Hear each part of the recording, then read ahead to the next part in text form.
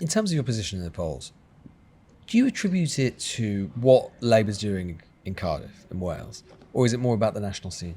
Look, I think it's probably a mixture of both. What do you think it says about the instincts of Keir Starmer and Rachel Reeves that they allowed this to happen? What I get is that they're really keen to get the economy on a stable trajectory. I get that, but I think the focus being so much on the economics that they've forgotten the politics. Do you think the government's done enough on Gaza? Look, the frustration around Gaza is really fathomable here. There's people are really upset. A protest here just the other day, didn't Absolutely. you, outside the Senate building? We do need to put pressure on Israel. Well, First Minister, thank you so much for welcoming the newsagents to the wonderful Senate building here in Cardiff. Croissant. Thank you very much. Overlooking the bay, beautiful day.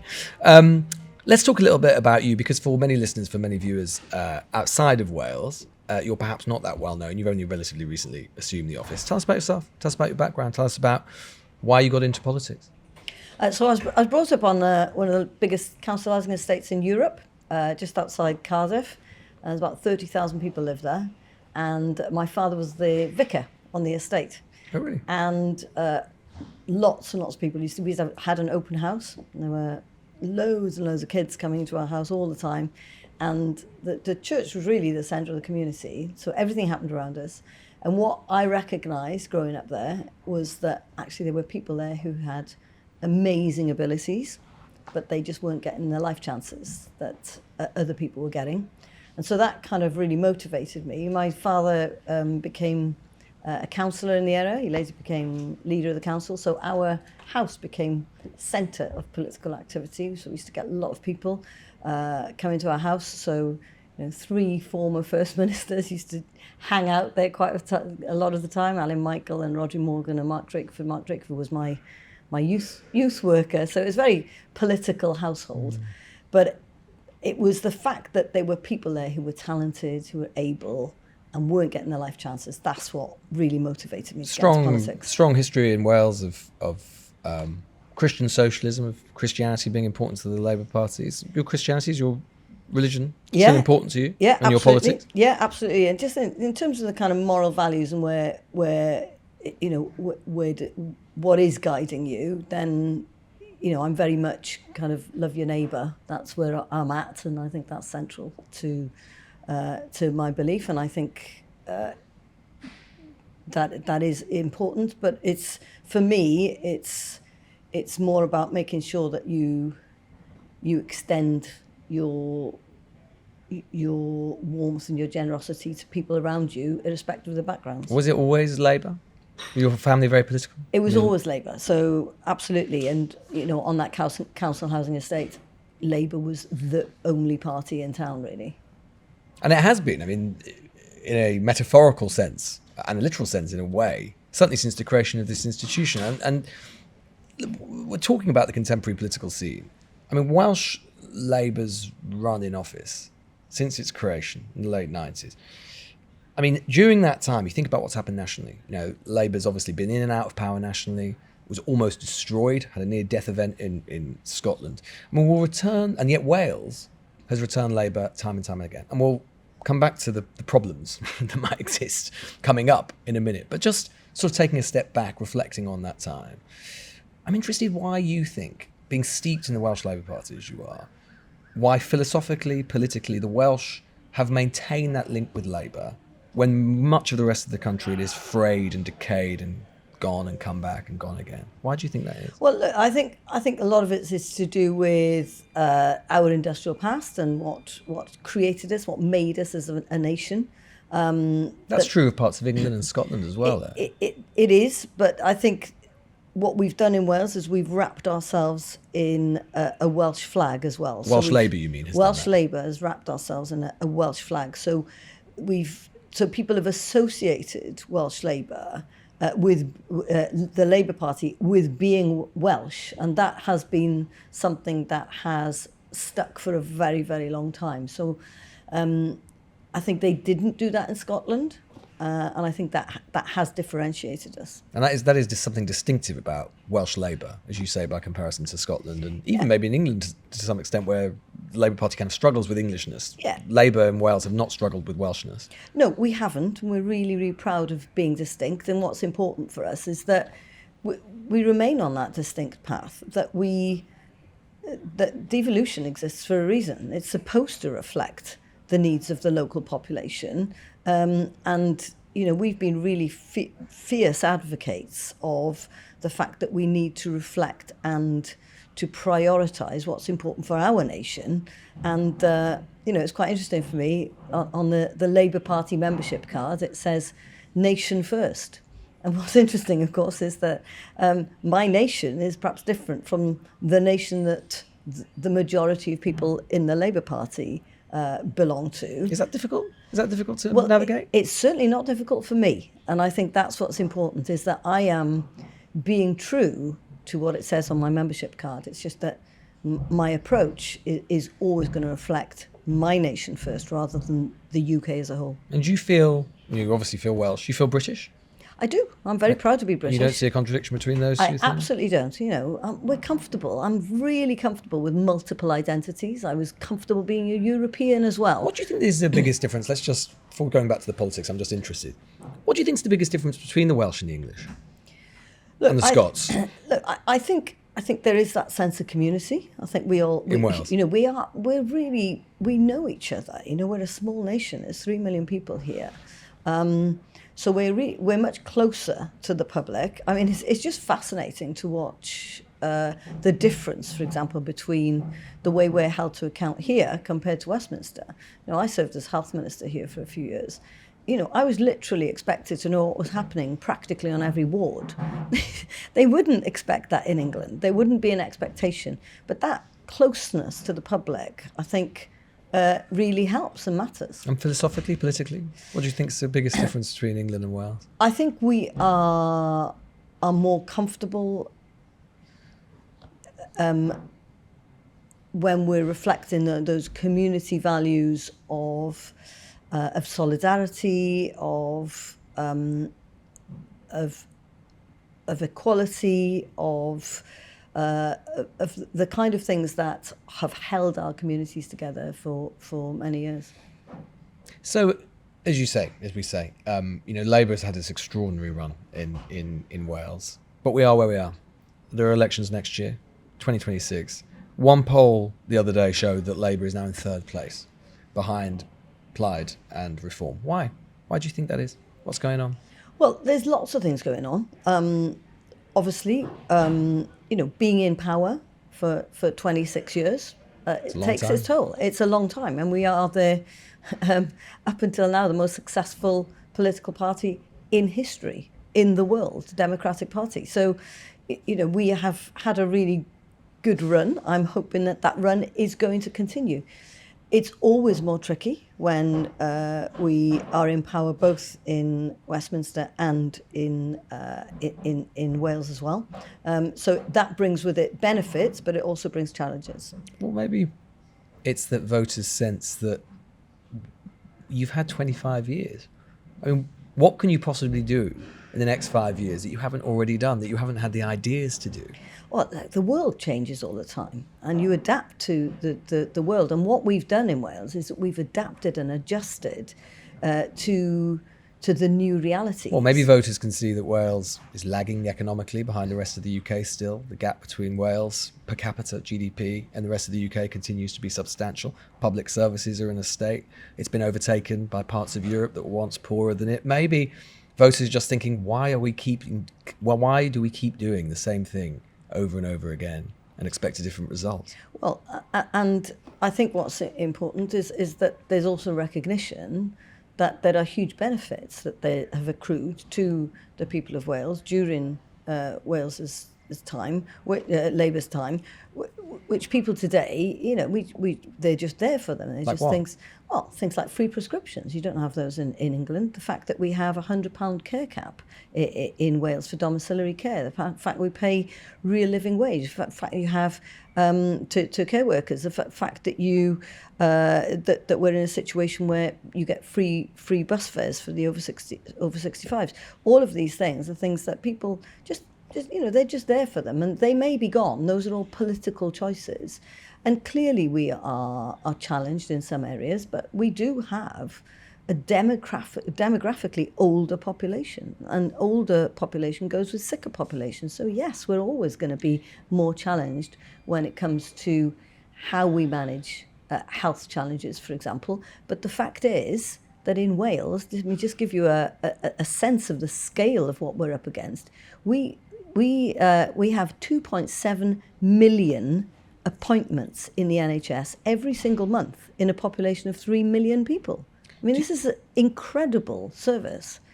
In terms of your position in the polls, do you attribute it more to what Labour's doing in Cardiff and Wales, or is it more about the national scene? Look, I think it's probably a mixture of both, if we're honest. I think there are some things in the recent past which haven't helped us. I think the winter fuel allowance, that was really tricky for us. That wasn't... Was it more than tricky? Was it toxic? It was really difficult. I mean, it was something that, I spent the last summer going out doing a listening exercise around Wales, and that came up time and time again. Same thing on the welfare reforms. Those, again, really difficult for us, disproportionately impacting people in Wales. Have you been tearing your hair out about these things? Well, I've been making it clear to the UK government that these are things that are very, very difficult for us, and that things need to change. And I'm really pleased now that they have responded. What do you think it says about the instincts of Keir Starmer and Rachel Reeves that they allowed this to happen? What I get is that they're really keen to get the economy on a stable trajectory. I get that. They were left with a really difficult legacy. But I think the focus being so much on the economics that they've forgotten the politics. You think they've forgotten the politics? Well, I think they've got time to adjust to get in the politics back online. I don't have that luxury. We've got a year to get things back on track. Do you think they're too technocratic sometimes? Well, look, I think some of the things they've done have been remarkable. I think things like the fact that the minimum wages has a significant increase, that's helped 150,000 families in Wales. So that's a massive difference. The fact we've had the biggest uplift in the history of devolution in terms of our budget means that we've been able to give above inflation pay rises to the 300,000 people who work. But I'm just intrigued by your description just now, that sometimes they've forgotten about the politics. One of the criticisms of Keir Starmer and indeed Rachel Reeves is precisely that people make. They say that this is, particularly with Starmer, that he isn't political enough. That he isn't thinking about the politics enough. So I'm just wondering whether you think he has that sort of bit of technocratic rule to him. I get what they're doing. They recognise that if you don't get the economy on track, that you can't invest in the public services in the way that, as a socialist, you are keen to do. It's just that you have to make sure that people understand that narrative, that they go together. What's your relationship like with him? It's fine. It's great, actually. Yeah, I mean, I see him fairly frequently, and but I'm a straight talking kind of person. I'm very clear with him in terms of the challenges of where we're at and what I think would be helpful for us in Wales. And to be fair, they've delivered on some things, but I'm always going to be asking for more. That's my job. Will you be inviting him to come and campaign with you next year? Well, he's more than welcome, yeah. Especially if you bring some goodies with him, that would be very helpful. You think he'll be an asset on the campaign trail? Well, I think if they are able to continue to step up in terms of delivering the additional funding, so they've helped, for example, to put more money on the table to help us to restore the coal tips, for example, that have been threatening people's homes and stuff. We asked that of the Tory government for years and years. But you think on the campaign trail in Wales next year, you think Starmer will be an asset? You'll want him there, two of you together, campaigning, saying, look, this is what Labour can do. I mean, let's be clear, I'm going to be heading the campaign, and it's going to be a Welsh campaign. Minister. Yeah, he's the Prime Minister of the United Kingdom. And leader of your party. And I'm the First Minister of Wales, and this is a Welsh election, not a UK election. Of course, he'd be more than welcome to join me on the campaign. But, What will you be asking him? Look, there are examples of where we want to demonstrate how that additional help and support has helped communities. So I'd be more than happy, for example, to go to take him to some of those mining communities where we are fixing the coal tips, where people have benefited from the miners' pensions funds, which we fought for years and years and years. Starmer's delivered that. So definitely in those scenarios, it'll be really helpful. You said you're losing patience with Labour in Westminster. What do you mean? You're losing patience with what? I mean, if you're losing patience with them, surely the voters of Wales, who you're asking to endorse your party, it is the same party ultimately, might think, well, why should I put my cross in the box for that when my own First Minister is losing patience with that lot in Westminster? Well, that was following on from the Red Welsh Way speech that I made, which tried to make it clear that we will do things our own way in Wales. There has been this suggestion that we lean into the kind of partnership in power, and I'm happy to do that, but we need examples. We need more firm examples of where that partnership in power is actually helping us. And since I said that, we have seen further examples. We've seen additional funding for rail, for example, that we've been asking for years and years and years. It's a step in the right direction. We're definitely getting more than we got out of the Conservatives. So, well, indeed, you talked about your speech, and you've talked about the idea of the Red Welsh Way. So let's talk about a few ways in which you might sort of put a bit of distance between yourself, or there may be political differences. I mean, wealth tax, everyone's talking about that at the moment. Would you back a wealth tax? Lord Kinnock suggested it the other day. So I'm on record as saying that I would like the people with the broader shoulders to shoulder more of the burden. So I'm a big fan of Neil So you'd be Kinnock. happy for Rachel Reeves to say, people with big estates in Wales, lots of assets, you'd be happy for the Chancellor to tax them? So look, it's obviously going to be Rachel Reeves' decision. Of course. But, one of the things in Wales is that actually we don't have these massive disparities of wealth because we don't have people in that £10 million bracket that Neil Kinnock is talking about. So, Is that a good thing? Well, there aren't richer people in Wales? No, I'd love there to be a lot more richer people in Wales, so that we can. Might put them off if there's a wealth tax. We wouldn't be doing it in Wales alone. There's no question about that. I won't be raising taxes in Wales, ahead of the elections, or if they do it in Westminster, that has an impact on us. They basically raise the vast majority of our taxes. Well, I'm just confused because you say you want a wealth tax, but at the same time, you also want lots of richer people in Wales. I'm just wondering how those two things are congruent. Well, look, I mean, we wouldn't have them in Wales without having them in the UK. That would be a British wealth tax, just to be clear. Child benefit cap. Government is now saying that it can't change the child benefit cap as a result of what happened with the welfare bill and the changes to personal independence payments. Do you accept that? Well, we've been consistent in terms of our concerns around the two-child benefit cap. This is a Tory initiative, and we were critical of it then, and we're being consistent in being critical of it as it continues. Would you like the Prime Labour. Minister to lift it, to change it? So, yeah, of course we would, but I think the Prime Minister would like to lift it as well. Well, except now they're saying that they did want to, but they can't as a result of the changes to personal independence payments. So I'm just asking, do you see a connection? Do you accept there's a connection between those two things? Because lots of Labour MPs don't see that connection. What I see is that money is tight. I get that, and you need to make tough decisions. But would you like them to prioritise that in the autumn? I think it would be beneficial, but obviously she will then have to make some decisions on where to get that money from. And I think the suggestion of going down a kind of wealth tax route wouldn't be a bad idea. And what would that wealth tax look like? What would you like to see it look like? Well, I think starting from the kind of, Neil Kinnock premise of people over 10 million should be making a greater contribution. I think So that 2% idea. Well, appeals. I think that would be somewhere to start. I recognise you've got to be careful that people may leave the country and all those kind of things. So you've got to make some difficult decisions. But I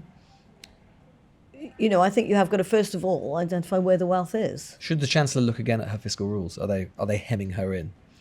What I recognise, you've got to be really careful in terms of the international markets and how they respond. And when we've got high levels of debt, we've got to find the money to pay off that debt. And if you start messing about too much, then your interest rates go up and then you'll be in a difficult place. I don't know if you saw Prime Minister's questions today, but in it, the Prime Minister refused to rule out the idea of freezing tax thresholds where they currently are. Now, this is the idea of fiscal drag. There'll be a lot of people in Wales, you say that not many that a wealth tax would apply to. There will be a lot of people in Wales who, over the years in the Tory government, they saw themselves dragged into higher rate tax brackets. These aren't wealthy people. These aren't people who are earning loads of money. They'll often be struggling just to put food on the table, or at least certainly to live any kind of decent life. Do you think that the government ought to really reconsider that you would like to see ensure that those thresholds are being uprated every year? I think there are lots of options, and that's not the only option. I think you've got to look at all of the different options that are available. I don't have that whole gamut of options in front of me. That is something that the Chancellor does have at her disposal, and I do. Do you think those thresholds should go up? I would be more comfortable with looking for where the very rich are able to make a greater contribution. So you wouldn't feel comfortable with those thresholds being frozen? Look, I don't know what that would mean in reality in terms of how much income you would get in. So I think you just have to do the analysis very carefully. But it would mean, of course, that people who are not currently in the, say, higher rate tax band, 40%, they would find themselves paying it because the thresholds are frozen. So I'm just wondering, are you comfortable with that? Well, I've told you that my preference would be to go for the super rich. There will be people in Wales, of course, who are treated in the NHS in England, and you'll have seen today that junior doctors are going on strike again. This will, of course, be a worry to, as I say, people who are treated in England but who live in Wales. Do you think the government should settle that, should give them the money? You've managed to avoid many of those same problems yourself in Wales. Yeah, but it's always tricky, and we've always got to get the balance right between the numbers of people we need in the NHS and the amount of money we can pay them. So that we've seen a massive increase in the number of people working in the NHS. Of course, these people deserve to be well rewarded, and there's going to be 10 million shortage of health workers in the world. So people are competing for these people. So we have got to try and keep people within our health services.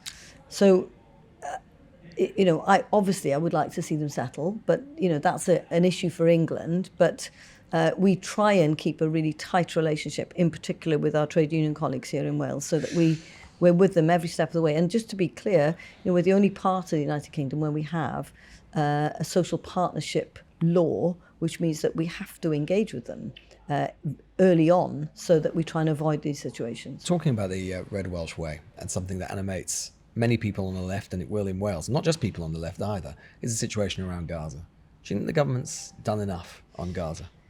Look, the frustration around Gaza is really fathomable here. There's people are really, really upset. A protest here just the other day, didn't Absolutely. you, outside the Senate building? Absolutely, and there is a lot of frustration here. I've made it clear that I'd like to see Palestine recognised. I think that we do need to put pressure on Israel, and clearly we're concerned about what happened on the 7th of October, and those people who were kidnapped need to be released. But there's been a massively disproportionate response, I think, from Israel. Do you think war crimes have been committed? Well, look, I've been listening to Helena Kennedy, who's responsible for assessing whether genocide has taken place, and she has made her statements clear on this as well. You have no doubt this is genocide, do you? I have now moved to a position where I believe that we're now witnessing a genocide taking place before our eyes. And I was very reluctant to go there because the threshold has to be very high. There has to be specific intent for genocide. But what we're now seeing is genocidal behaviour. Do you agree with her? Well, she's the legal expert rather than me. So you would agree with her? You would defer to her on that? Well, I think you've got to defer to experts in these circumstances. So I'm concluding from that, First Minister, and I think it is really important because people ask, they ask us all the time, I'm sure they ask you all of the time. I'm concluding from that you do think that war crimes have been committed, perhaps up to and including genocide. Well, look, I think I think we've got to listen to the experts, and I think, look, international relations is not a part of my responsibility, No, but it is a have a real view. concern to the people of Wales, and I've made it very clear that we want to see an end to a situation where innocent people are effectively being starved. That is something that is massively troubling. Do you understand why there are so many people who do think genocide is being committed? Do you understand why they think that? Even if you're not a legal expert, neither am I, so perhaps we can't adjudicate, but nonetheless, you understand why so many people have that concern. Look, you just need to watch your screens on telly at night and see lots of innocent people suffering and having no ability to change the situation. And the international community effectively being locked out from seeing what's going on. So, I do think this is an important moment for the international community and for all of us to raise our voices. Do you think the Prime Minister's done enough? Look, I think the Prime Minister's gone further than people have gone before. As far I as think you'd the like? pressure, I just think you've got to just keep on putting the pressure on and piling the pressure on. I know he's monitoring the situation very carefully. Let's talk a little bit about the Constitution more generally. You've talked about and said that you think that the government, that when the Tories were in charge, they disrespected the devolution settlement. We're a bit concerned that's continued under Labour. How so? Well, it's much better than it was. There's no question about that. We have this thing called the Sewell Convention, Indeed, where yes. anoraks will understand. Oh, we've got plenty of those, First yeah. Minister, don't worry about that. So, you don't... So the UK government should not interfere in areas that have effectively devolved. And, we saw a real abuse of that under the Conservatives. So we haven't had one breach of the Sewell Convention since Labour has come into power. So that is heartening.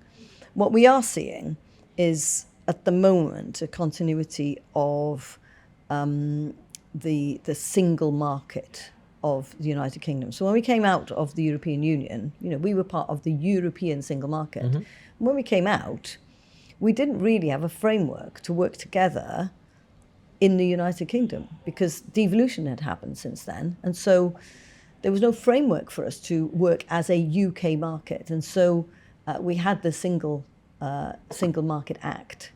But that was very much imposed on us and not something we agreed to. And we are concerned that there is still use of that act by the UK government, where they're involving themselves and getting involved in areas that are devolved without consulting us or. Do you think they're sufficiently committed to devolution? Look, I think they're only a year in, okay, which is quite early days for an adjustment to a system. Sometimes the politics is in the right place, and actually the systems take a bit of time to catch up. The civil service take a bit of time to catch up. So I think we're probably in that space. The conversations are continuing in that space. So I think they're starting to understand that the sensitivities around this, it's not just a Welsh issue. Obviously, it's something for Scotland and Northern Ireland as well. Do you think that Wales should have had the power to determine, for example, whether or not you have assisted dying? Obviously, there's complexity because England and Wales share a criminal law, but nonetheless, Scotland got to choose on this matter. Northern Ireland gets to choose on its matter. Do you think that actually this place should have decided on assisted dying? Well, criminal law is not devolved, so we don't have a say over that, but we will be having a vote here on how or if we enact it. So in other words, to what extent the state in Wales gets involved in that, and that'll be a free vote for the people. How will you vote in that? Our? Well, we had a kind of nominal vote here before, and I voted against assisted dying. And why was that? I'm really worried about vulnerable people being taken advantage of. That's my real concern. If you lose power next May, and I know you won't want to even concede that possibility, but it is obviously a real possibility. You won't work with Reform, that's clear. Would you work with Plaid to keep Reform out? Look, we're going full out to make sure we're the biggest party next year. We'll do everything we can, and we will definitely not be working with Reform. That's out of the question. we've got a history of working with Plaid Cymru and with Lib Dems. I mean, people will be very surprised to learn that, in fact, despite the fact that we've been the biggest party, we've never actually had an overall majority here in all of that 26 years. So we're used to working together. But would you ever consider with other working parties. as a junior partner to Well, Plaid? that's a bridge we'll have to cross if and when we come would to you, it. But would I you have consider no, it? Or would it just be too much to bear? absolutely not entering those kind of conversations before an election. But you'd do everything to keep reform out, wouldn't you? Look, I'm not entering into that conversation. You know, we are going out to win the election next year and to become the biggest party. Do you think Farage understands Wales? I don't think he understands the first thing about Wales. It was fascinating to see him rock up here a few weeks ago saying he's going to reopen the pits, which shocked a lot of people. I don't think there's many people who want their grandchildren to go back down the pits or indeed to see open cast mining in Wales. And he said he was going to reopen the steelworks, you know, and anybody who understands anything about it that knows that in their current form. But you said that Farage has nothing of all that. You said that reform had nothing Welsh about it. I mean, that's clearly not true because they're attracting enormous support. So clearly, the people of Wales wouldn't agree with you that there's nothing Welsh about it. I don't think there is much Welsh about reform. Well, they're going to have Welsh candidates and Welsh people standing. Let's have a look. Let's wait to see, you know, what exactly they've got to offer. Because at the moment we have no idea. The only ideas we know are ideas from the UK, including the suggestion that they're going to introduce an insurance approach to the NHS. So I think that would worry people in Wales. So there are real concerns. We've got a history here as well, don't forget, in the Senedd, where we've seen Farage's party in the Senedd before. So UKIP had 7 members before. Indeed. And, you know, by the end of that term, 6 of them had left the party And to yet so many join, people are supporting to join 3 different parties. I know, and those are the kind of things that really we need to demonstrate to people. And you'll see them now in local government. You'll see them between now and our election. I mean, you describe fall reform as apart dangerous. Why are they dangerous? because of the threat they make to the things that people today just use in their daily lives. Like what? Well, like free prescriptions. We have no idea what they're going to do in relation to free prescriptions. We have no idea if they're going to continue to allow pensioners on buses for free. Are these dangerous things? Well, dangerous is a very particular word, isn't it, First Minister? It implies that not just that you disagree with their policies, but there's something dangerous to them, to Wales and to this place and to the Constitution. I think not being able to afford your medicine is actually fairly dangerous. But also, I think the real danger is to community cohesion. And that's what worries me, is that they're a party that are determined to divide, whereas we're a party that is absolutely focused on... Is that always true? Is it always true when your former First Minister and your Finance Minister, Mark Drakeford, described Farage as an English public school boy who understands nothing about Wales? That's pretty divisive. What's the fact that he's English got to do with anything? Well, I mean, he doesn't live here. We're not anti-English in Wales, but what we do object to is people coming in here and telling us how to run our lives when they've got no sense of authority or stake in coming the system. Over here telling us what to do, and that's just Farage's line about migrants, First Minister. Well, look, if people want to be integrated and involved in our communities, then that's absolutely fine. But Farage has no intention of doing any of that. He's not going to stand in Wales. Do you think there is a possibility that Welsh Labour could have the sort of shock that the party experienced in Scotland in 2007, 2011? I mean, could it be catastrophic for Welsh Labour next year if you don't get it right? Look, I'm not focused on that. I'm focused on delivery of the things that matter to people. So first thing I did when I became First Minister is I went out. I went all around Wales listening to people, asking them what did they want. What do they want us to focus on? I came back. I focused on the 4 priorities, bread and butter issues, health, the economy, opportunities for all. The Scottish Labour nearly died. Do you think that could happen in Wales? Look, I think that that when people take a breath and they look at what's at stake, I think that there's a real possibility that they will understand that it is a huge risk to go with other parties. But more than that, what we haven't done yet is to set out what our vision is for the future. So I'm very keen to do that, obviously, before the next election. I'm not going to be doing that yet because I'm absolutely focused on delivering on the things that really matter. And so the fact, for example, is that our waiting lists, which are a real problem, have come down 86% since the pandemic, the longest wait. So we've done really well. We're pouring money into that, money that we didn't have before we had a Labour government in Westminster. You described reform as dangerous. Is Plaid dangerous? Through a Plaid First Minister, never happened before. Is that dangerous?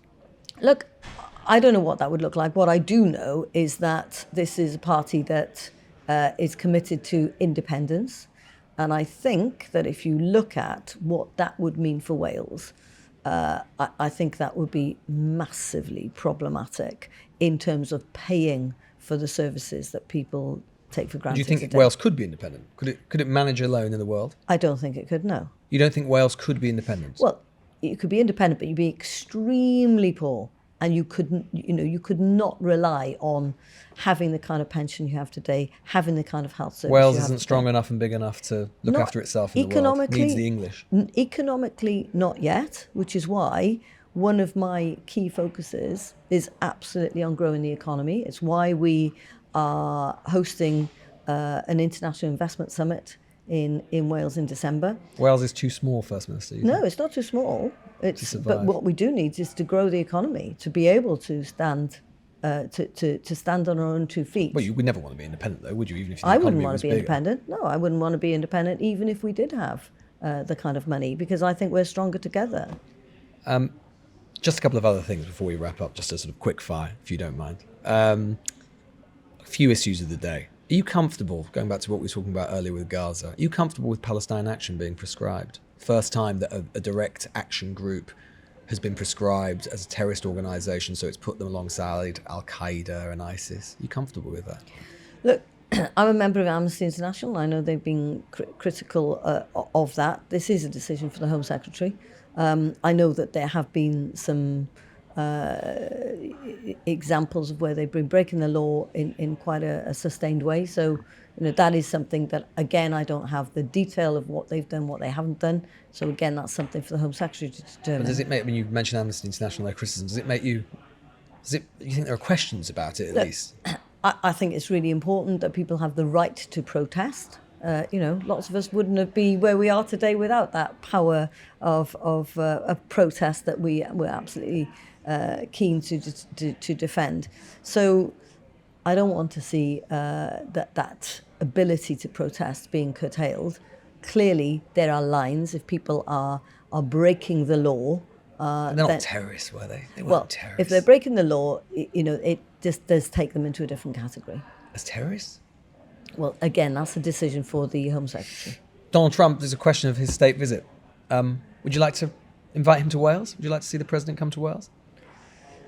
Well, he's got a really lovely golf course in Scotland. Indeed. So, would you like to see him open one here? Well, we've got lovely golf courses here. We've got plenty here. I don't think we need any more. So that's a no, Mr. President. He's welcome to go to Scotland. He'll have a lovely time there. Would you like to, are you looking forward to his state visit? You'll probably be invited along. Well, I may be. Who knows? What would you say to him?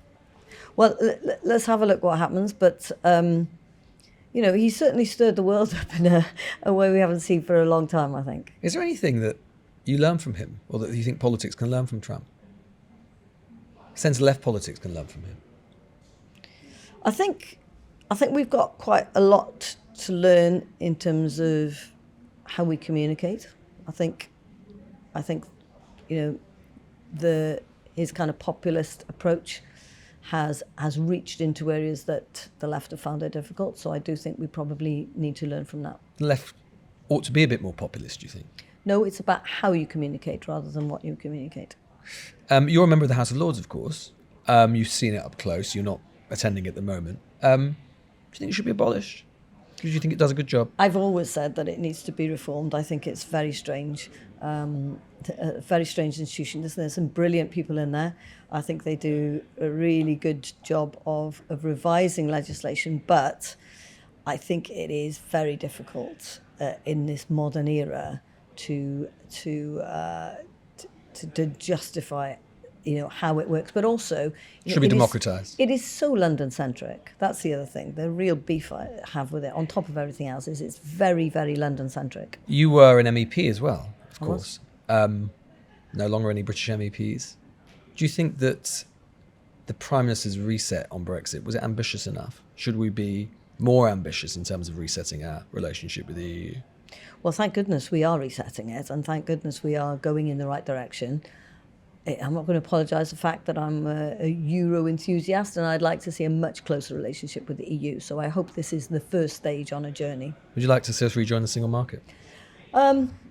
Or customs union, or indeed both? I can see that all of that is tricky, but certainly in terms of Wales, we've paid a high price. Our economy is very different from the UK, so we're a goods-based economy rather than service-based, and so the hit to our economy has been greater than it has in other parts of the country. So you would like, at some point for us to, not this Parliament, but at some point for us to rejoin, say, the single market? I definitely want a much closer relationship than one we've got now. Just finally, First Minister, I mean, as we say, go back to the start where we started with this interview. It is going to be a big moment one way or the other for Welsh Labour, but also maybe for Labour nationally next year. If you do lose, and you do lose office and power in Wales for the first time since the creation of this institution, how big a moment do you think that would be? Not just for Welsh Labour, but for the party nationally. Well, look, I'm not there yet. I'm not in a position where I'm thinking about that. It'd be a body blow, though, wouldn't it? I'm thinking about how we can win and how we can make sure we can deliver for the people of Wales and a vision for what they can expect in the future. I do think there are real benefits of having two parties working together, but I will always put the needs of Wales first and make sure that I'm responding to the needs of my nation before anything else. If it is the case, of course, that you were to lose, your job is obviously under threat. The suggestion the Prime Minister's job could be under threat as well, that it would be such a body blow that he might face a challenge. Do you think that's possible, credible? Look, I'm focused on the future for the people of Wales. That's what I'm focused on. I want to do the very best for this country. I think there are massive opportunities. I think we've got talented people. We're at a moment in time where there's massive change going on. The AI revolution is about to fall upon us. We've got massive opportunities in relation to wind energy that could be transformative for our economy. So there are real opportunities for us, and I'm really keen to grasp that opportunity and to drive the economy of Wales so that we can then invest in the things that people care about in their communities, like better schools, like better hospitals. And if the national government, the Labour Party nationally, could do something to help you win here, what would it be? If you could just say, I'm sure the Prime Minister's listening now, First Minister. I'm sure he's listening and thinking, how can I best help my colleagues in Wales? What could they do? Well, there's a whole series of things that they could do. They could certainly help us with driving the economy, and they've just done that recently, giving us £80 million just to try and develop, for example, our wind energy opportunities. So they're already stepping in, but we'll be coming up with a list of other options that would be helpful to us. And they could also help us in areas, we've been clear, for example, some of that offshore, the money from exploiting wind, for example, that currently goes to the Crown Estate and then goes to the Treasury, we'd like a slice of that money. We'd like that to be devolved, as it is in Scotland. So there are areas where they could actually respect devolution in the way they have in Scotland. You must feel a lot of responsibility, First Minister, right now. This office, your party's held your office, as I say, since the late 90s. You don't want to be the one where the sort of parcel explodes and the music stops and you haven't got a chair anymore. You don't want to be the person that stops it, do you? You must feel that. I certainly don't, and I have no intention of being that person. First Minister, thanks so much for talking to us. Diolch yn fawr. The Newsagents. This is a Global Player original podcast.